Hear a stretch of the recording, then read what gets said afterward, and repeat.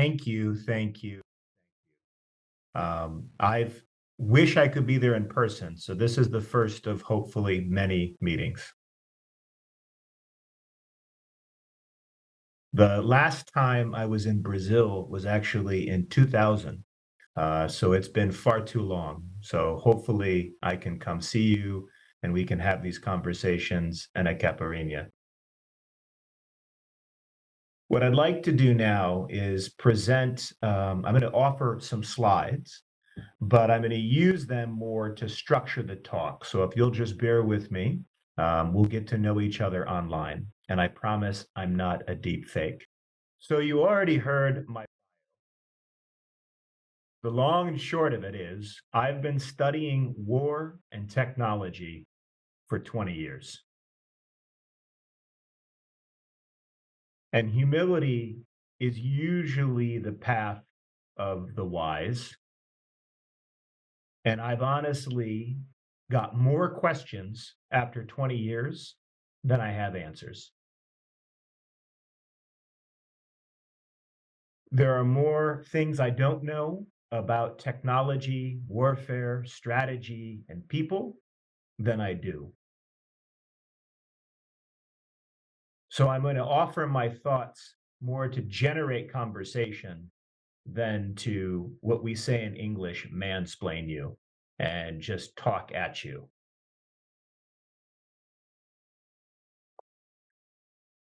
I would like to start with a story.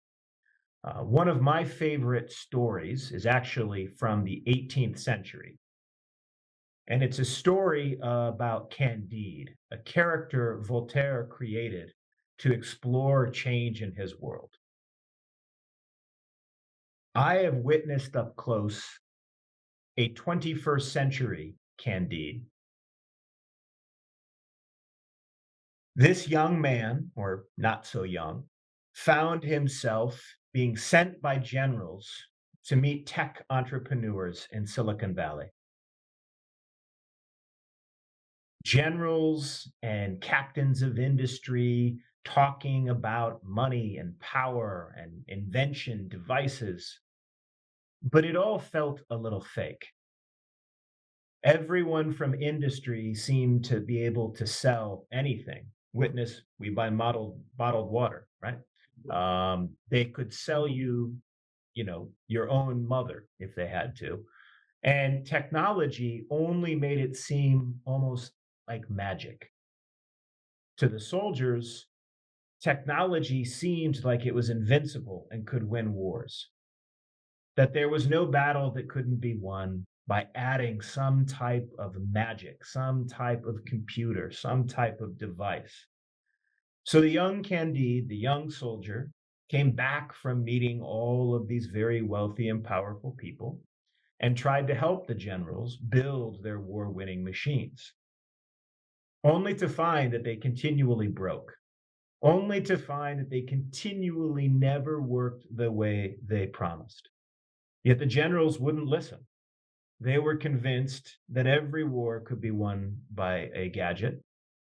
They were convinced that any piece of technology was automatically intuitive and usable. And so the young Candide found himself over 7 years working on these programs and seeing very little progress. Well, ladies and gentlemen, that's me, right? We opened the latest book with that story, but that's literally my life from 2015 to really 2021, right up around the pandemic.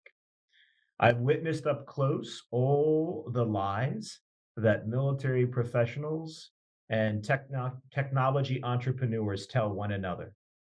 And they're not bad people, it's not intentional lies. Sometimes it's just enthusiasm that gets in the way. Sometimes it's an inability to see the world around you in terms of the more difficult truths, to understand that people, bureaucracy, and knowledge can limit any piece of technology and how it manifests in a warfighting organization or even in our daily lives. So, with that as our frame, I want to talk to you now about four things. offsets, history, constants, and opportunities. First, I want to have a brief discussion of framing technology and change. How does war actually change in relation to technology? Second, I want to try to convince you that artificial intelligence is not new. In fact, it's been a quest by the US military for over 70 years. 70 years. Now, if AI isn't new, then why have we waited 70 years to get all of these war winning gadgets, which we still don't have? Well, I want to tell you my insight into that is based upon those three things: people, bureaucracy, and knowledge. And last, I want to offer you four visions of what the future could look like. Four worlds that might emerge as the US military, but other militaries and other societies grapple with the latest forms of artificial intelligence. So, first, let's look at those offsets and ask the question: how do you identify change? Well, I'm going to tell you that the way the US military, at least, approaches identifying change is actually stealing ideas from postmodernism, trend analysis, and thinkers like Foucault. That might surprise a lot of you, especially the academics, but it's actually true. Over the last 20 years, the US military has developed this idea called operational design. In fact, it was actually an Israeli, Shimon Neve, who came up with it after reading his wife's bookshelf. She was a comparative literature professor in Israel. So think about how ideas travel. An Israeli soldier reading his wife's books infects generations of US military thinkers on how to think about time and how to see complex systems. And the story is quite simple, actually, that there are a number of types of interactions, operational variables that, has these complex systems interact, produce tendency and potential. So economic change, a tendency for growth, inflation, discovery of large hydrocarbon assets, that's you, Brazil, can actually start to push a society or organization in a particular direction. Tendency. Potential is that there is no one future. Potential means that all of those variables can change the horizon. Tendency, the trend; potential, where you go, those alternative futures. And we look at this, we do operational design, we look at complexity this way in the military because we try to create clear problem statements. We try to define a particular task at hand that you'll have to solve. So even though we have a system for analyzing large change, which includes technological change, usually we don't do it well. And I want to explain why. The more complex the system, the more of the range of outcomes that can happen. And as you increase the range of interactions, you increase the possible futures, number one. Number two, because technology is not neutral, it has bias, it built upon interactions with people, it takes often a generation. Technology takes a generation to actually manifest in how it's going to change. This is hard for many of us whose lives have been defined by technological change to accept. I remember watching my kids get their first iPhone and how between 2006 to 2016, 10 years, social media penetrated our even personal lives. But that's still 10 years. And the patents that the iPhone is based upon are 20 to 30 years old. So the speed of technological change is an illusion. It actually takes a generation. In US military planning and resourcing, the assumption is that it takes 17 years, for any invention to turn into a new weapon system. That means change is slow and uneven when it does happen. And because our accuracy to forecast declines over time, that means the ways technology will be used are often unknowable in advance. Let me give you an interesting example. GPS. You use it, I use it, the US military uses it. Russia uses a variant. China uses a variant. But originally, the US military didn't want GPS. They didn't care. Soldiers at the time couldn't see why I would need a global positioning system. It didn't make any sense. It was actually a young staffer on Congress who wrote into the National Defense Authorization Act a requirement for the US military to begin using GPS. Wow. And if the US military wouldn't have used GPS then, it wouldn't have gained commercial traction. So technology is not only takes a generation to manifest, it also is unpredictable timelines for when and how it changes our lives. And last, it's subject to high uncertainty. It's subject to epistemic uncertainty, the famous unknown unknowns.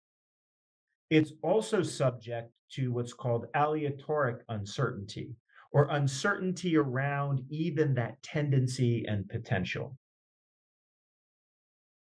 So all of this is to tell you that even though the US military has been experimenting with artificial intelligence for 70 years, the future is still unknown. We can see on the horizon ways it will be used, but we don't know how effective it will be.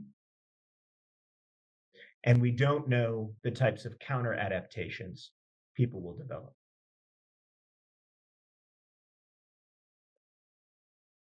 And another example, something called the RMA, the Revolution in Military Affairs.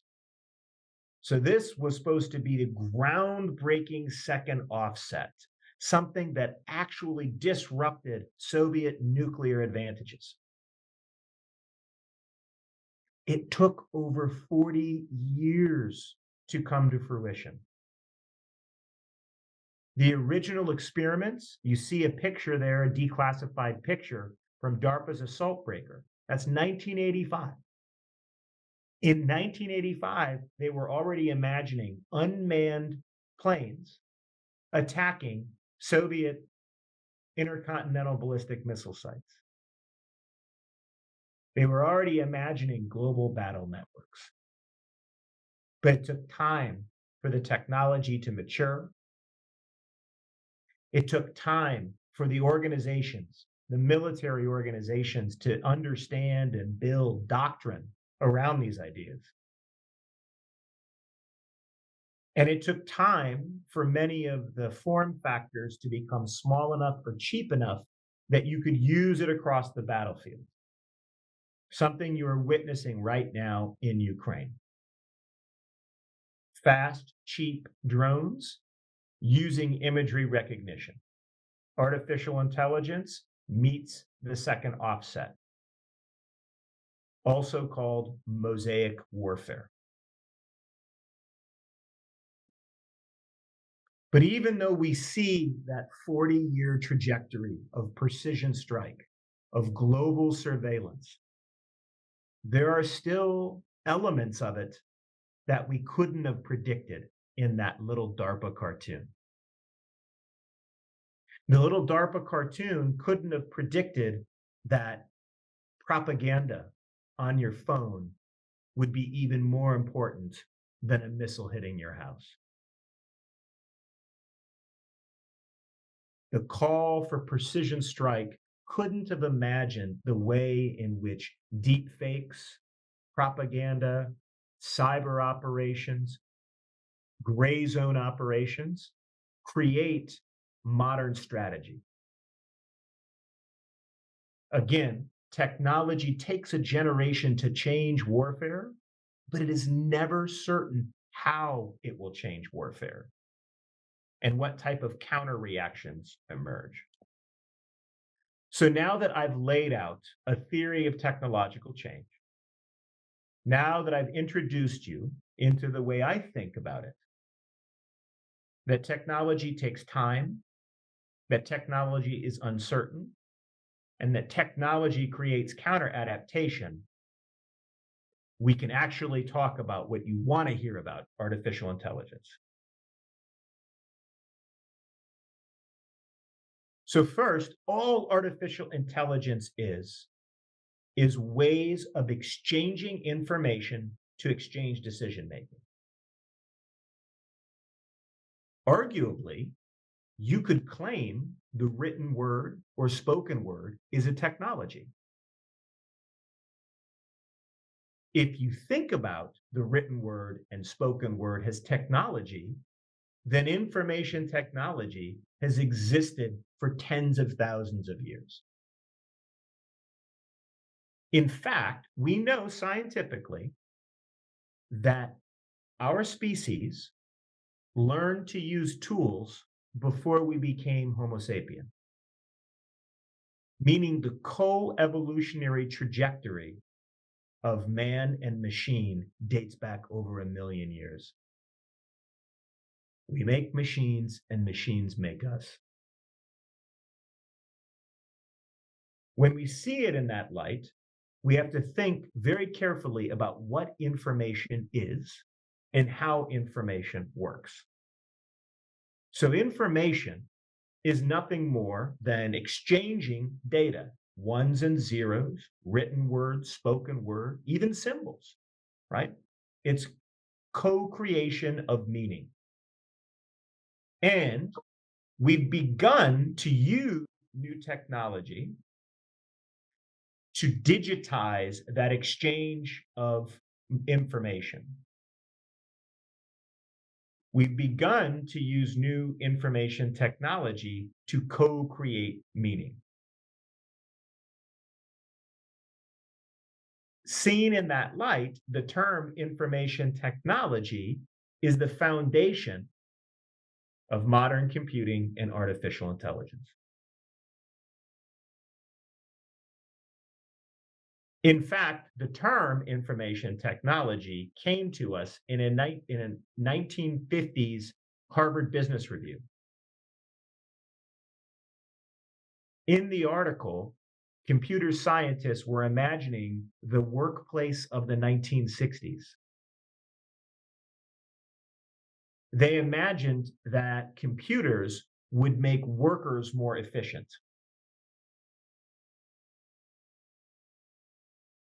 In fact, this theme of efficiency and optimization continues to drive a lot of artificial intelligence discussions. The only thing that's changed is scale. Where early information technology and AI looked at solving one problem in 2 to 3 dimensions, modern algorithms tend to solve complex problems in thousands of dimensions. Meaning, imagery recognition can tell you it sees Ben Jensen, but because it's working across thousands of dimensions and data points, it can't tell you why. So the term intelligence is actually a misnomer. Most modern artificial intelligence is pattern recognition and statistical optimization. In fact, I will bet you $1. I won't pay every one of you $1, but I'll bet you $1 that we will redefine human intelligence before we get artificial general intelligence. We know less about our own mind and consciousness than we do how to transmit data over fiber optic cables. So, what is AI? AI, again, is just a way of exchanging information in a way that facilitates decision making. Now, there's two kind of major schools of it I want to lay the foundation for. And because I think this is a Jesuit school, it's fun to talk about the philosophy behind it. First, most early AI was called expert systems. And all expert systems AI was a digital Aristotle. Just like Aristotle had his square of syllogisms to analyze logic, expert system AI would analyze logic. Logical deductions were the essence of truth. The coding would just make logical proofs and use those maps to interact with the world. Most modern AI is no longer expert system driven. It's more David Hume than Aristotle. It's constantly looking at induction. It's constantly gathering data. It's constantly analyzing it for statistical patterns. Because it looks at patterns and optimization, it's maybe less David Hume and more John Fisher and early statisticians. This pattern recognition means the machines teach themselves, but it's very simplistic learning. It's not understanding context. It doesn't see nuance. It just sees patterns, whether visual patterns, whether audio patterns, or text patterns. So for all the excitement about generative AI and chatbots, remember, they don't understand why they're giving you the answer they do. In fact, I'm even anthropomorphizing it by saying they. The machine doesn't understand why it gives it to you. It sees patterns in text and puts them together. So AI is just about information and decision making, and there's a longer history for it than most people think about.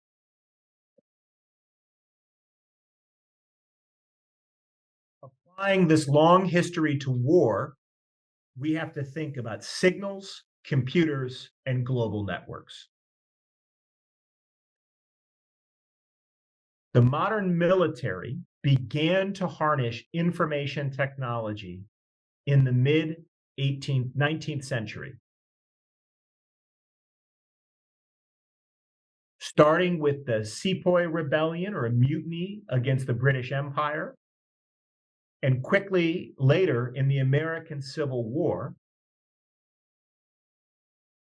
Telegrams allowed for the creation of larger and larger armies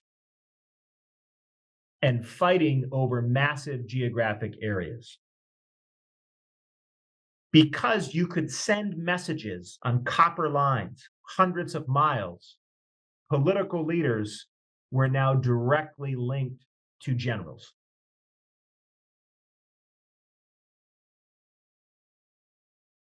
This connectivity, this connecting of battles to politics only accelerated with the introduction of radio and later the first digital computers.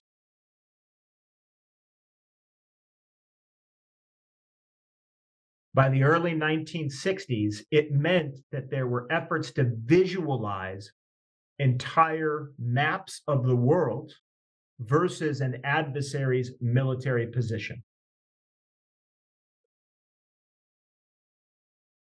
Think about that for a second.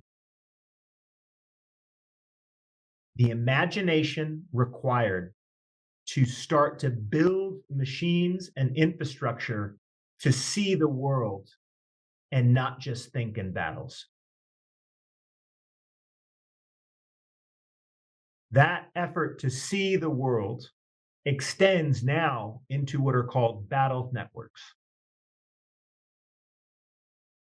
Battle networks are global arrays of sensors and computers that are connected to weapon systems. Anytime you've seen footage of a drone strike, that's a battle network. The drone is relaying a video and striking a target, but the drone is passing that through a satellite and from the satellite down to a computer in a room. And the room is not that different than the 1960s. The only difference is we can't smoke at work anymore or drink at work. They could in the 60s. And the computers are much faster.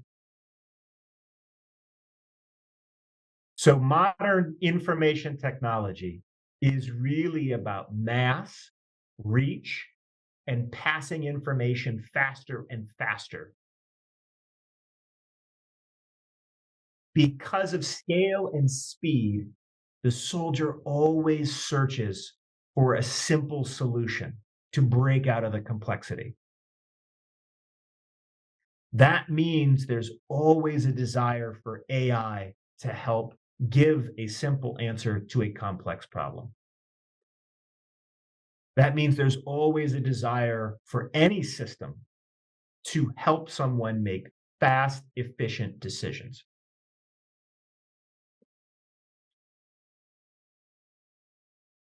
Well, it looks like I got ahead of myself. I already talked to you about expert systems recognition, so I'll focus this one on strategy. So, by the way, an example, when I said expert systems and digital Aristotle, an example is actually the Aegis weapon system.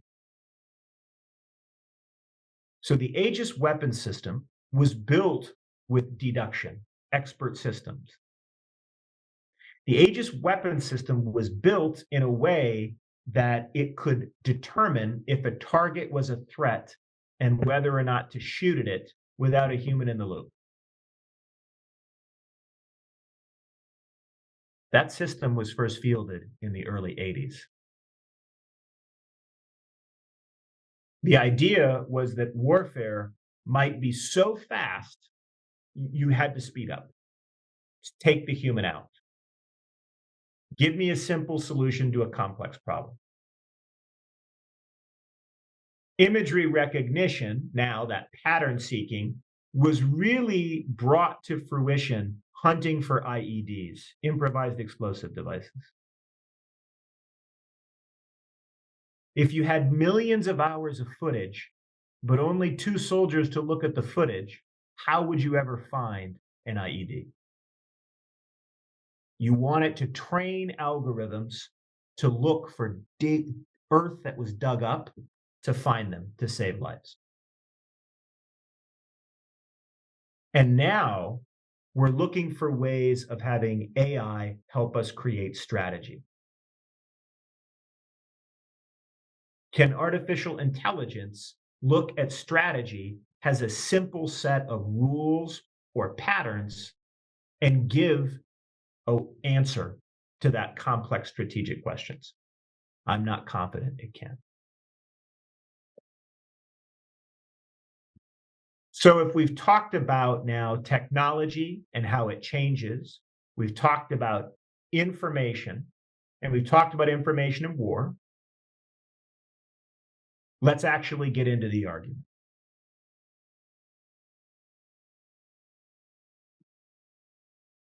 So using a set of historical cases of how military organizations adapt to technological change, my co-authors and I saw a pattern, and we're not AI. We saw that anytime you introduce new information technology, it tends to produce variable results. And that variation was a function of people, bureaucracy, and knowledge. Let me explain each.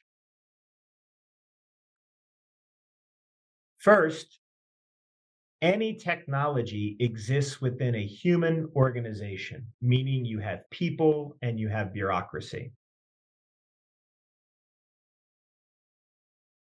If you don't have the right type of bureaucratic structure, the technology may not work efficiently.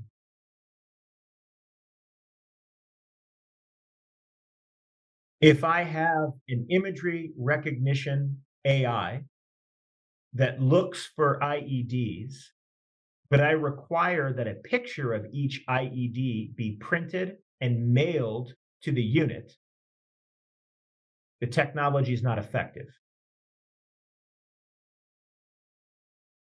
Meaning the bureaucratic requirement to pass information by old means didn't keep up with the speed of new technology. Second, technology exists within a social context.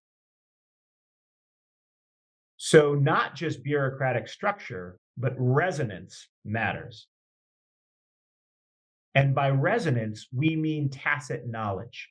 All the stories we tell each other, all the little rules of life that we have as we walk around. So, no information technology will create military change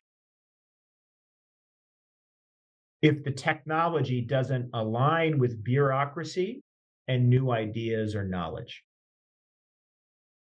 And that argument isn't new. That argument adapts Claude Shannon's information theory as a way of studying change in warfare. So I'll talk to you about some of the insights now, but I'm actually going to use generative AI images from the book. What I mean by that is I cut out sections of the book and put them in Mid-Journey AI to have a AI generate images based upon my academic book. So these ideas about people, bureaucracy, and knowledge. First, people. It's not just people in terms of their humanity that matter, although arguably your school prizes humanity, and so do I. It's people in terms of their network of relationships and the authorities granted to them to act. Meaning, the right person at the right time at the right place really does matter. And what we found was usually military change with technology combined as many civilian scientists as it did old generals. The result, there is no technological change without diversity of thought and perspective. You had to change tacit knowledge to help understand how to fight wars, even though the stories and ideas came from non warriors.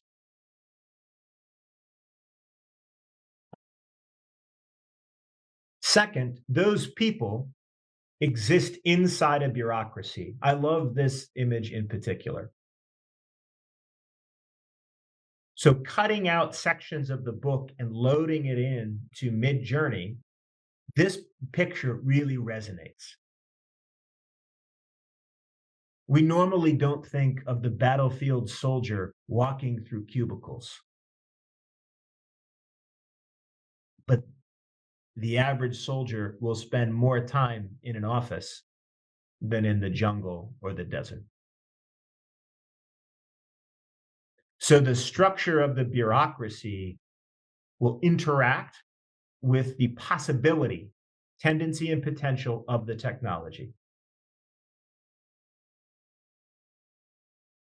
You can have good technology, but if you have a bad bureaucracy, change is unlikely.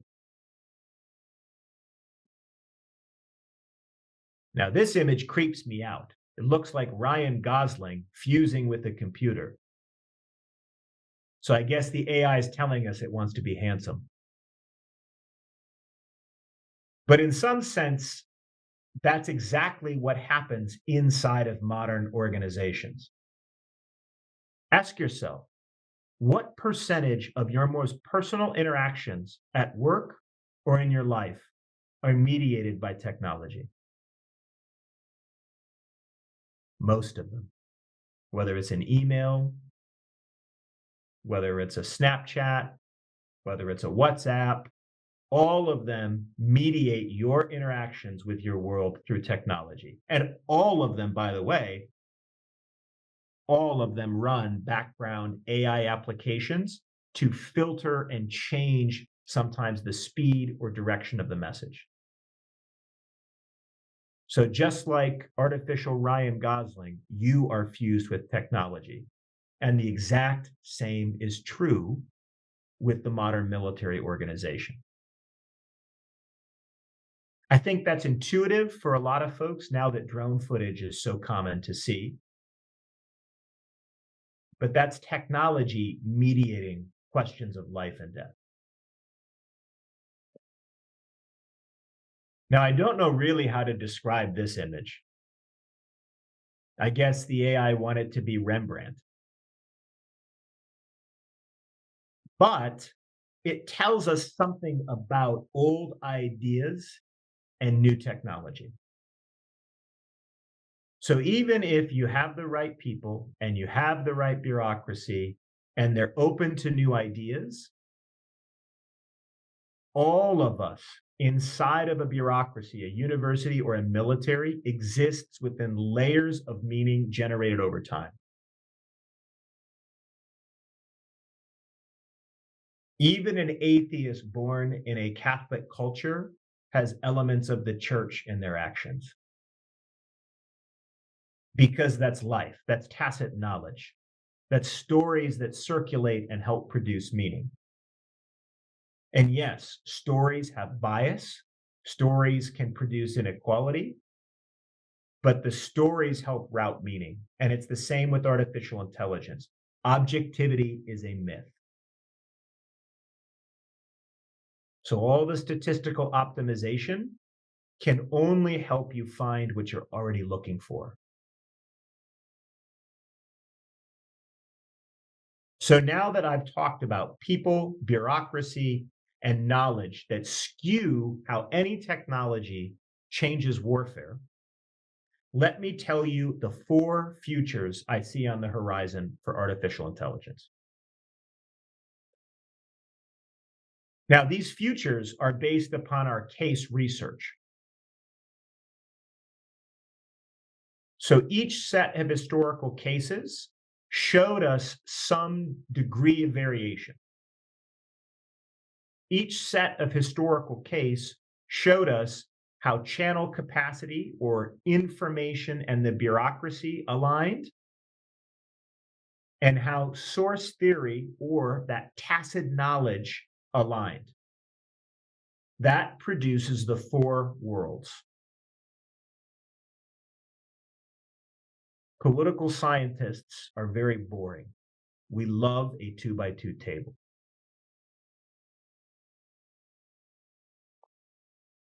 So let me tell you about the first world, fragmented development. Here, you have tacit knowledge, you have diversity of thought. People are willing to change, they want to change, but the bureaucracy is not aligned. You put new wine in an old bottle, and no matter how much money you spend, if you don't align the bureaucracy, it doesn't work. In the book, we imagined in 2040 a female general who is watching the military continue to fail. And the character of failure is that broken bureaucracy. She remembers her career. It's a future story we tell in the book of using artificial intelligence, but it never quite takes off.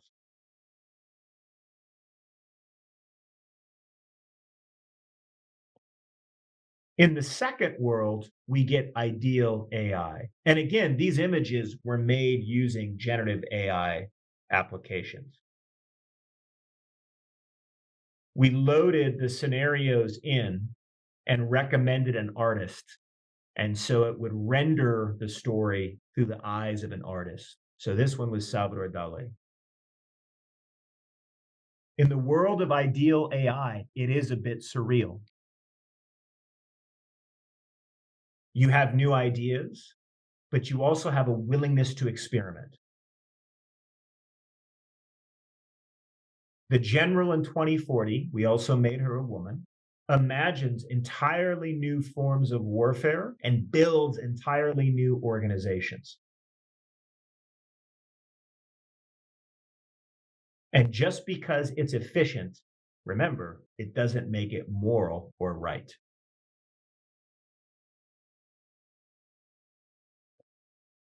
The third is my favorite, wild goose chases.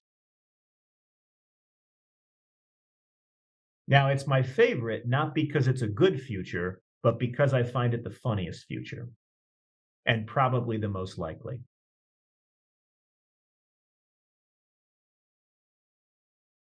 Wild goose chases mean you generate lots of ideas, but they amount to nothing. And they amount to nothing because the tacit knowledge in the organization doesn't align with your new visions of warfare. So, this story imagined a female general in 2040 looking at a portfolio of failed experiments. And even though the military was willing to experiment to build new structures, it couldn't escape the stories it told itself about war. Innovation was stalled, less by technological development and more by human meaning and context. We asked the AI to make that image through the eyes of Da Vinci's notebooks. I have no idea why it added a dragon. But that again, it doesn't know either. The machine, based upon text, randomly grabs images and synthesizes them.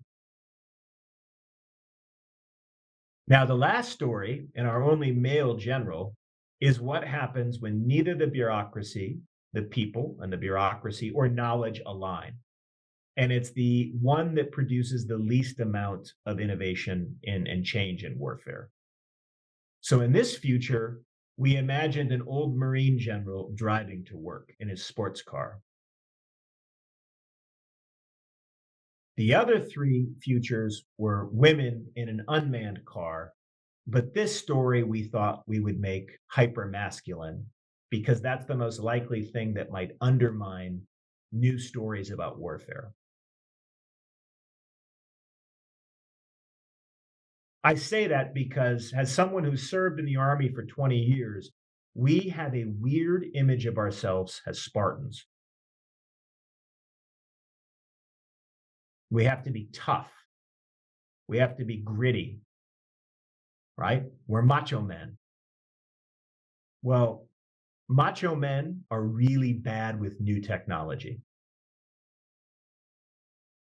both because they see change in terms of their own human agency and because they see change in terms of enduring legacy institutions, the proverbial man on horseback. I count this future as the second most likely to wild goose chases. In this future, we can add novel machines, but as long as the military sees itself as priding intuition and authority invested in one individual, you will struggle to scale algorithmic decision making. The price of one individual great man is the loss of aggregate data and objectivity.